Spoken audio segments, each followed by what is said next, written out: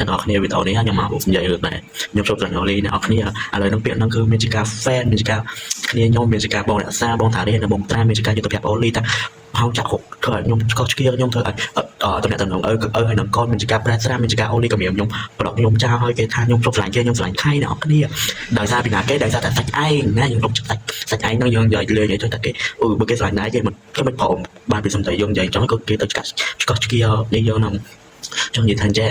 ខ្ញុំអត់ខ្វល់ទេប៉ុន្តែទង្វើខ្ញុំស្រឡាញ់អូលីខ្ញុំខកអូលីមួយថ្ងៃហ្នឹងថយបានត្រូវមកគ្រប់ស្រឡាញ់នេះធ្វើអីអាចធ្វើអីអត់ទេដូចខ្ញុំនិយាយចឹងណាអ្នកគ្នាអាសាច់គេនឹងមិនសុំឯងខ្ញុំអាសាច់ឯងនឹងគឺឆ្កោះឆ្កៀខ្លាំងហើយរឿង AI ខ្ញុំធ្វើវីដេអូ AI ខ្ញុំមិនធ្វើអូលីខ្ញុំស្គាល់អូលីមួយឆ្នាំកន្លងអញ្ចឹងខ្ញុំមិនធ្វើវីដេអូហ្នឹងមួយអ្នកនរគ្នាសូមធ្វើជាសាក់ស្អីឲ្យខ្ញុំមានចការហើយទៅបងត្រាគេនិយាយកាត់អូខ្ញុំបានឃើញវីដេអូ AI មកនេះណាធ្វើផុសក្នុង TikTok អត់អូលីគេឆ្លើយថាអូលីហ្នឹងក៏អញ្ចឹងទៀតខ្ញុំឈឺចាប់សាច់ធូរខ្ញុំនិយាយថាវីដេអូហ្នឹងខ្ញុំផុសរបស់គេមុនណាប្រហែលថ្ងៃក្រោយបាទខ្ញុំផុស free ខៃអញ្ចឹងទៅប៉ុន្តែគេអត់លើករបស់គេមកនិយាយទេគេនិយាយថាចេះឃើញតាប៉ុន្តែរបស់ free ខៃគេកាត់របស់ខៃហើយខ្ញុំទាំងដែរខ្ញុំធ្លាក់ពេលលើកូនខ្លួនឯងនិយាយចឹងគឺធ្លាក់ខ្លាំងដុកហ្មងខ្ញុំអត់យល់ទេមានជាការអុយខ្ញុំជប់ទុកចិត្តណាគេហើយទៅដល់អ្នកនេះខ្ញុំជួយរីផោវីដេអូនោះដើម្បីឲ្យអូលីបានដឹងថា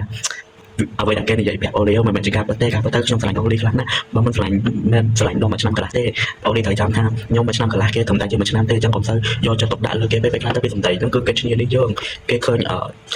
តំណែងឲ្យហើយនឹងកូនខ្ញុំស្និទ្ធស្នាលអញ្ចឹងទៅគេចំណែនគេឈ្នានីសក្នុងចិត្តគេនោះគឺមានតែមីអញ្ចឹងទៅអូលីកុំសូវនេះពេក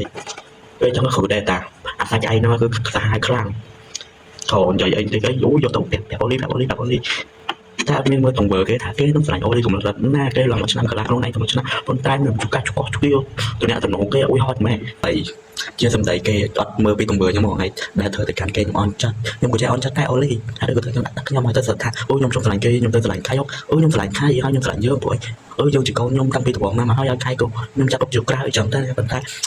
អូយធម្មតាក្រាស់មិនបានដូចកូនក្រាស់មិនក៏យើងស្រឡាញ់ក្រាស់ប៉ុណ្ណាក៏យើងមិនស្មើកូនយើងដែរខ្ញុំនិយាយចឹងពេលខ្ញុំទៅគឺអន់ចិត្តខ្លាំងតែខ្ញុំពិតជាអន់ចិត្តជាមួយនឹងអូលីតែមើលអន់ចិត្តជាមួយអូលីហើយនៅសាច់ឯងនឹងក៏ខ្លាំងដែរ